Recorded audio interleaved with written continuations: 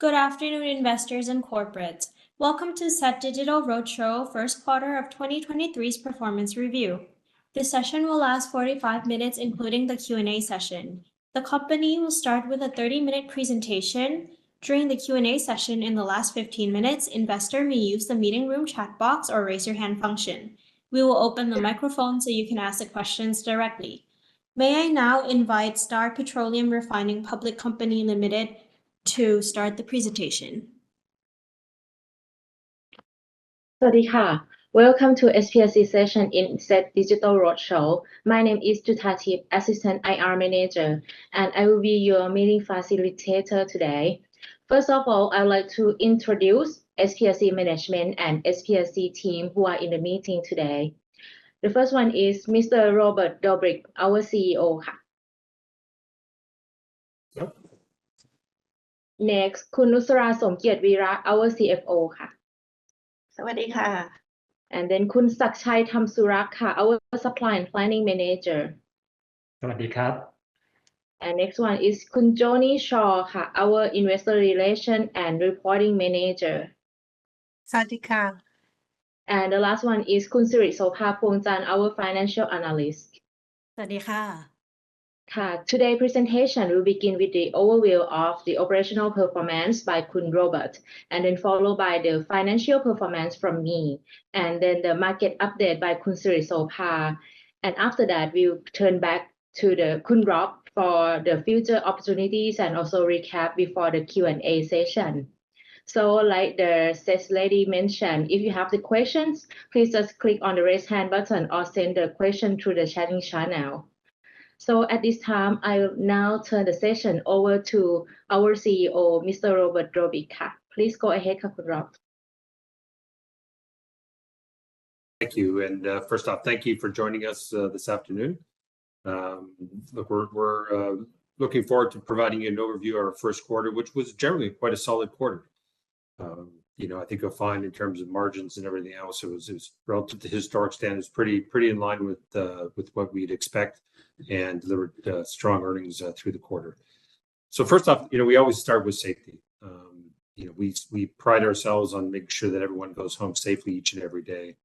And as we went through the quarter, we continued to deliver on 0 days away from work cases. In fact, it's coming up on almost 10 years since our last day away from work case. So fundamentally, just being safe, reliable, efficient each and every day is critically what we look to do.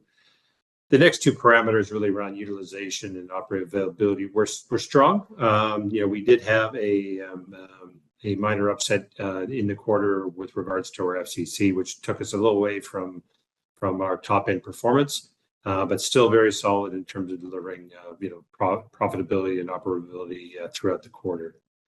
And finally, we just continually look to make sure that we have the right recipes in terms of product value. Not necessarily always maximizing throughput at every individual unit. We're looking for the right combinations of crude supplies and product margins to really optimize the operation of the plant. And we'll provide more details in the coming slides of what we've done over this past quarter and how to continue to look for ways to maximize value each and every day. So with that, maybe I'll turn it over to Kun to give a bit of a financial overview. So back to you. Thank you, Kun Rob.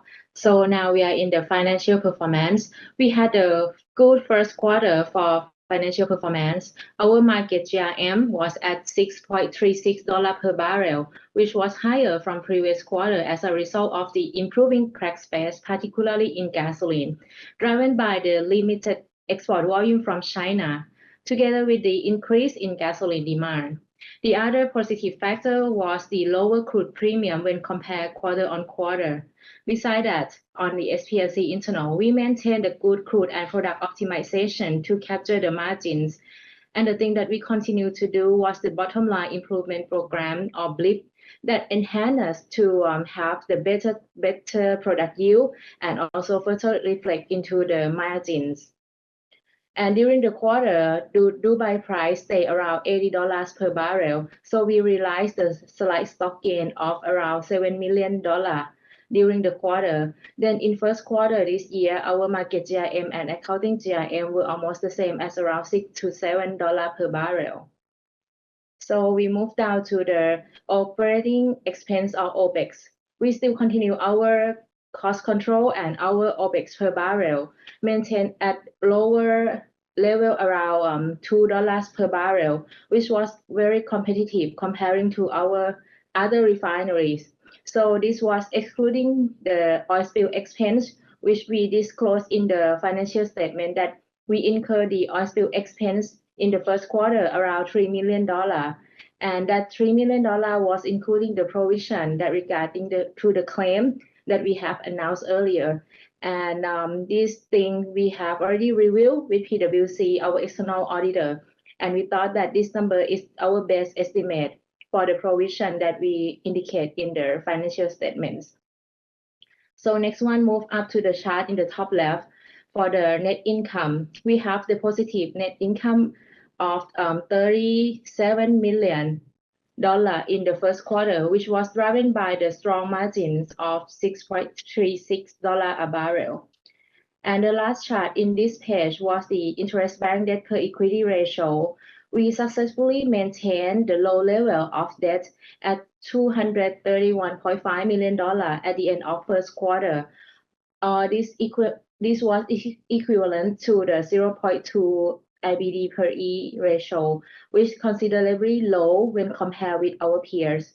This was because of our good working capital management that we try to manage our working capital to reduce the debt level and also keep our debt level in the healthy position. So next, I'm going to turn the session to Khun Sirisopa for the market update. Yeah, thank you. For market update, I would like to talk about the overview of global crude oil supply and demand in the term of fundamental balance between supply and demand. We projected there will be no significant change from recent news yesterday that Saudi Arabia just announced their plan to reduce the production volume further. However, for fundamental of supply and demand is not changed much. I will start with demand side first.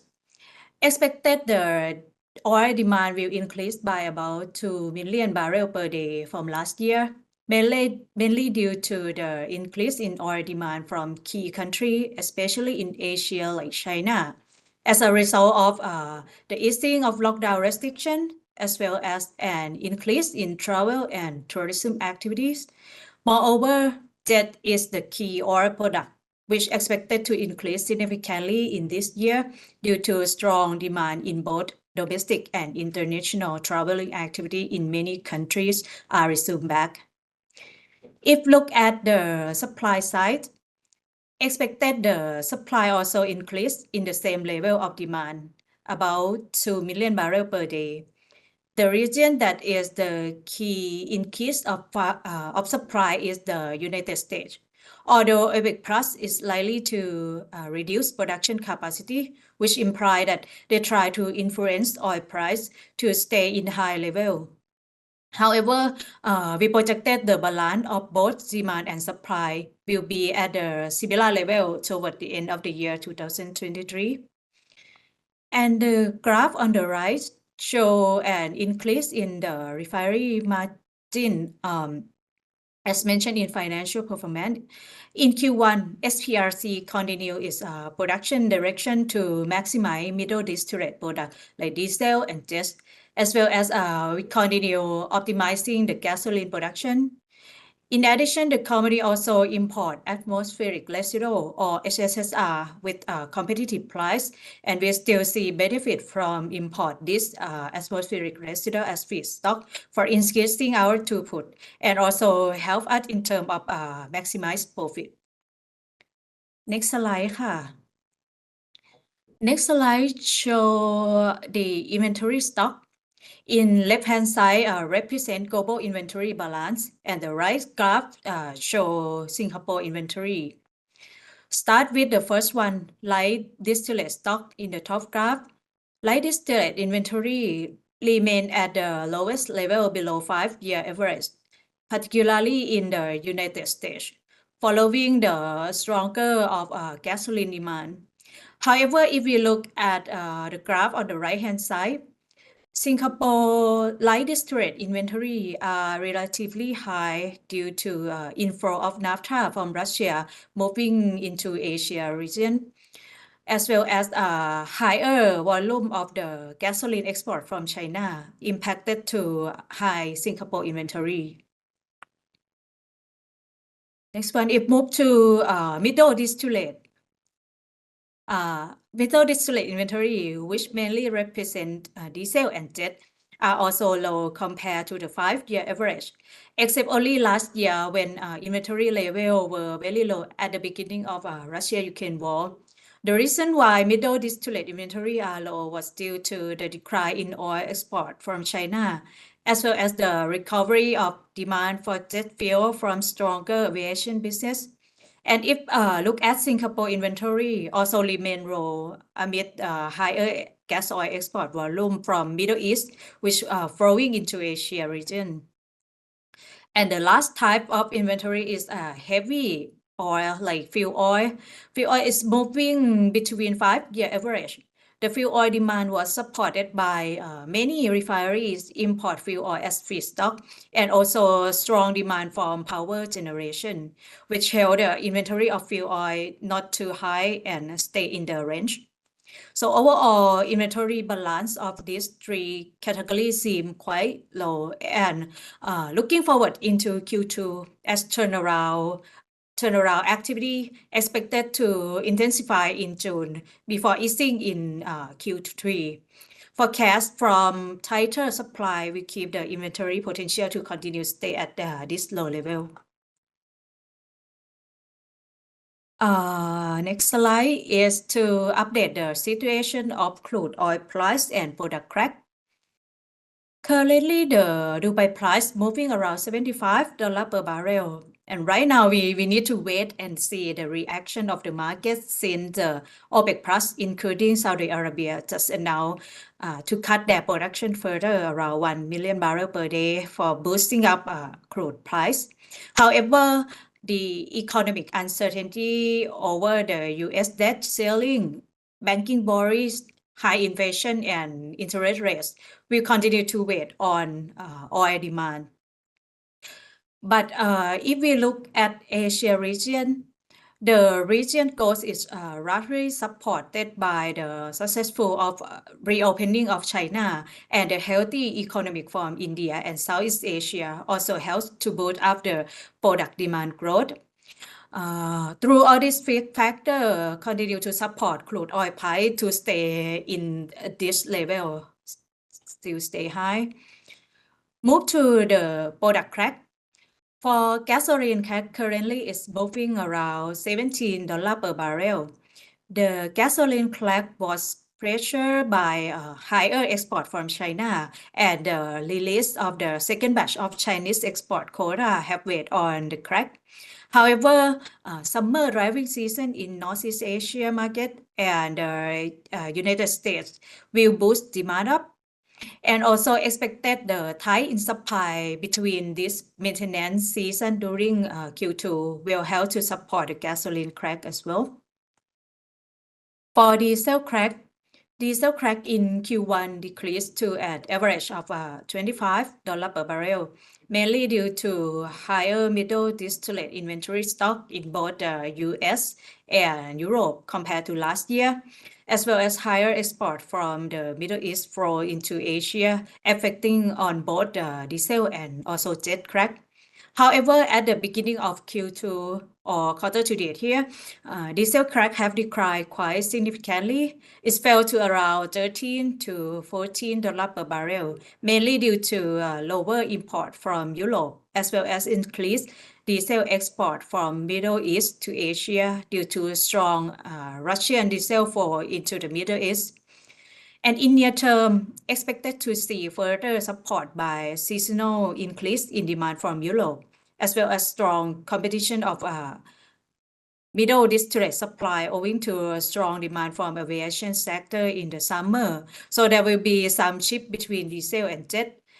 So, and moreover, the construction activity will also help to boost diesel demand as well. For jet crack, jet dropped to in Q1. Jet dropped to $26 per barrel due to warmer than normal temperature at the end of winter. So this one is reducing of heating oil demand. The average jet crack at the beginning of Q2 was around $13 per barrel due to high level of inventory in the United States. Resulted the demand for oil import has also decreased. In near term, we expected summer travel volume increase, supporting higher demand, particularly in international aviation sector. The last product is fuel oil. Fuel oil crack average in Q1 was minus $16 per barrel, up from minus $22 per barrel in the previous quarter.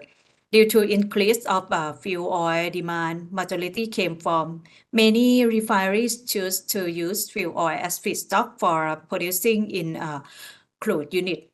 And the demand for fuel oil import to feed in power plant during summer also increased. And currently, the quarter to date of fuel oil has risen to around minus $10 per barrel, supported from tight, heavy feedstock availability and summer power generation requirement in Middle East will support the fuel oil demand. The last one here is the crude premium. The Melbourne OSP, which is considered to represent our crude premium in Q1. As you can see in the reverse graph, crude premium has dropped to around $5 per barrel in Q1 and down further at the beginning of Q2, which in line with product crack. Next slide ค่ะ Next slide, would like to talk about company optimization. First one is crude optimization. In Q1, the company continued to import oil from the Middle East, which we see benefit from light crude processing. It's still the most beneficial crude oil in the economy. So we have high import portion of light crude from Middle East, around 88%, and the rest is crude from Far East 10% and other region 2%. In the middle graph show the proportion of products that the company produced. In the first quarter of this year, the company continued to maximize the middle distillate product like diesel and jet, following the highest product crack compared to other products. With we produced just 37%. We produced diesel 37% and we produced just 10%. Followed by the gasoline, we produce 25% as we try to optimize gasoline production. Moreover, in Q1, the company direction to minimize fuel oil and maximize asphalt, which company can increase the proportion of asphalt sales to 3% and fuel oil decreased to 3%. The reason why we choose this direction was due to asphalt is generating more benefit than fuel oil. Move into the proportion of domestic sale. In Q1, the company maintained a high proportion of domestic sale at 94% due to good domestic demand as a result of the recovering of traveling and the return of domestic activity, as well as manufacturing sector are also resumed. Moreover, the demand from power plants still support to feed diesel into their power plant. So we see diesel in the first quarter is really good demand. In addition, the export that we show here, about 6% is mostly from fuel oil. And the next topic that we will go through is future investment and company plans. So I would like to pass it on to Kulop for the next session. Thank you. I think we've been in a bit of a choppy and margin world over the past probably 18 or even probably going back 3 years, whether it be through COVID into the post-Ukraine war situation, pretty choppy margins. But we continue to look for opportunities throughout this period where we can make investments to grow value into both the short, medium, and long term.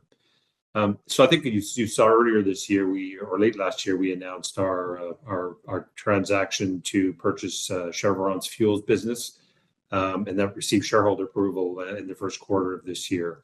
That continues to advance. We're positioning ourselves with the ability to move that into SPRC's operation at the end of this year. A lot of transition activities, but progressing to where we hopefully be able to position that in part of SPRC at the end of the year. In addition to that, we've been continuing to look for various opportunities, both refining and otherwise, to create value.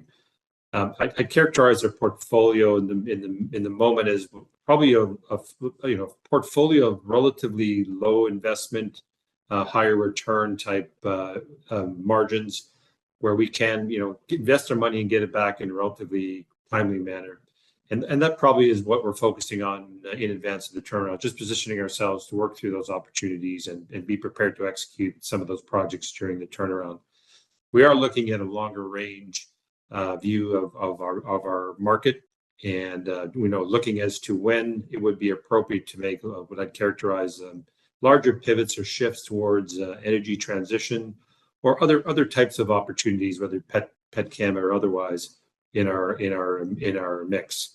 So we're continuing to look at those opportunities, and once again, we're only going to be focused on those that actually can bring shareholder value and grow SPRC's net worth to all our participants. Next slide, please. Really, I'd just like to perhaps just summarize a lot of what everyone's described. We continue to focus on incident injury-free operations, safe, reliable, efficient each and every day. That actually ultimately is our proven recipe to driving maximum value over the long term. We don't necessarily control margins, but we control what we do, and that's positioning ourselves to act, to achieve the values as when the markets permit.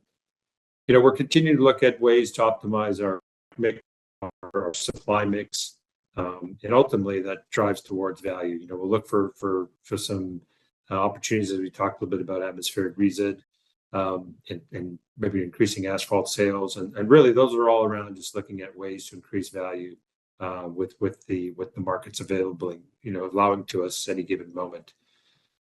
We're continuing to look for potential opportunities to invest, and we'll surface those and provide more details as we have those advanced. Ultimately, looking ahead, once again, just be safe, reliable, and I joke with our team, it's just be boring. Just be safe, reliable, efficient each and every day. Do what we're expected to deliver. Constantly look for ways to optimize through our BLIP programs and stretch that dollar and optimize our cost structures each and every day. And then finally, look to maximize our synergies in this investment as we look to integrate these two companies, both SPRC and the fuels business. How do we extend and optimize opportunities within the value chain, and look for synergies in terms of how we can reduce cost structures between those two combined entities. So a combination of both are what we're focusing on during this current period. And finally, the other one is SPM resumption. We've made progress with the regulator in terms of advancing our maintenance activities. In fact, we're actively in the environment right now, conducting maintenance activities, and we're in discussions and look forward to positioning ourselves to resume the operation in the coming months. So with that, perhaps I'll just turn it back and maybe allow you to open up for some questions for all of us. The sections have come to an end. So on behalf of the Stock Exchange of Thailand, I would like to thank you, investor and corporate, for joining the conference. We look forward to welcome you all again in the next quarter. Thank you very much and have a good day. ขอบคุณนะคะ ขอบคุณค่ะ สวัสดี สวัสดีครับ